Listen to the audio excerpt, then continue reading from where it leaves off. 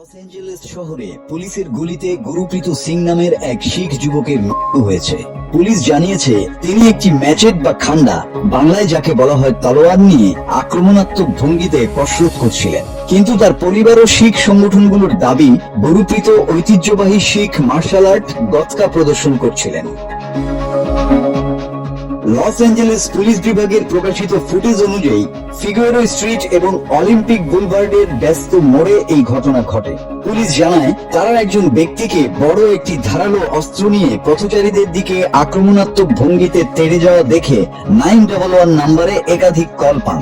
এরপর সেখানে পুলিশ পাঠানো হয়। পুলিশের বিবৃতি অনুযায়ী গুরুপ্রীত সিং রাস্তার মাঝখানে তার গাড়ি দাঁড় করিয়ে রেখেছিলেন। বড় একটি অস্ত্র হাতে কসরত করছিলেন তিনি। এক পর্যায়ে নিজের জিহ্বা কাটার চেষ্টা করেন। কর্মকর্তারা তাকে অস্ত্র ফেলে দেওয়ার জন্য বারবার নির্দেশ দিলেও তিনি মানেননি। এক পর্যায়ে তিনি পুলিশের দিকে একটি বোতল ছুড়ে মারেন এবং পালানোর চেষ্টা করেন। গুরুপ্রীত এরপর এলোমেলোভাবে গাড়ি চালাতে শুরু করেন এবং পুলিশের একটি গাড়ির সঙ্গে সংঘর্ষ হলে সেটি ফিগুয়েরো ও 12 স্ট্রিটের কাছে থেমে যায়।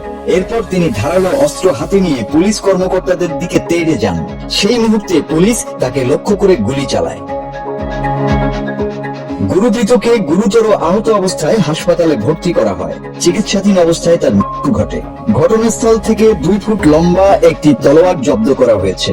এই ঘটনায় কোনো পুলিশ কর্মকর্তা বা বেসামরিক ব্যক্তি আহত হননি। ঘটনাটির তদন্ত করছে লস অ্যাঞ্জেলেস পুলিশ।